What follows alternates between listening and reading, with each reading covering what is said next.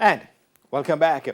JFF President Michael Ricketts believes the local football's governing body will soon get the green light to resume competition on the island. On Tuesday, the J3s was given clearance by the government to resume competitive track and field across the island starting this weekend, and Ricketts believes football is now poised to follow suit.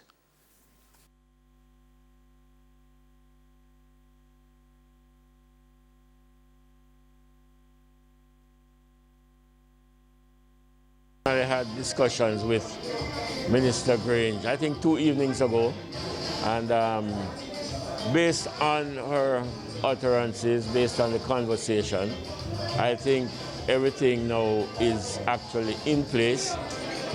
We are now waiting on ODPEM, where the Director General, I understand, has now the responsibility of preparing what is called the no objection document.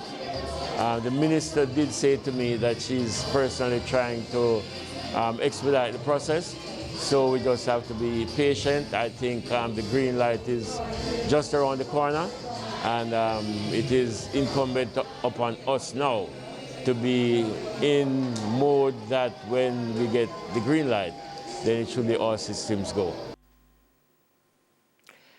Now, the family and close friends of the Reggae Boys' all-time leading goal scorer, Luton Shelton, paid their last respects at a viewing for the former national player on Wednesday. More in this report. Adoration for Reggae Boys' all-time leading goal scorer, Luton Shelton, was on full display at the House of Tranquility in Orange Street, Kingston on Wednesday, as family and friends attended a viewing ceremony. Shelton's widow, Gov't, struggled to find the words to describe her emotions after viewing his body. I don't know how to explain it, but I feel lost. I feel empty.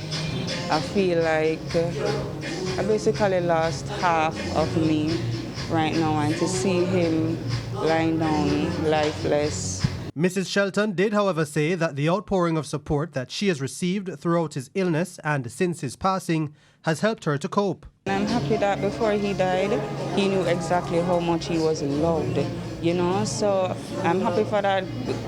I've been getting support from ever since, from the news broke out that he was ill. The support has been tremendous, and I'm so happy for that. I want to thank everybody from across the world, not just Jamaica. JFF President Michael Ricketts says he is hoping Shelton's life will inspire future generations of reggae boys and girls. Well, we are in fact grieving. And like I've said, we have lost someone who would have contributed so much to the sport of football, and certainly would have been an example to youngsters, not just in Kingston and St. Andrew, but all over Jamaica. And I hope that this will motivate some youngsters, some boys, some girls to be like another Shelton. And both Ricketts and Shelton's widow agree that something ought to be done to prolong his legacy. I have always been in contact with his wife, and there are a number of things that we will be discussing with her as we try to preserve the memory of Shelton.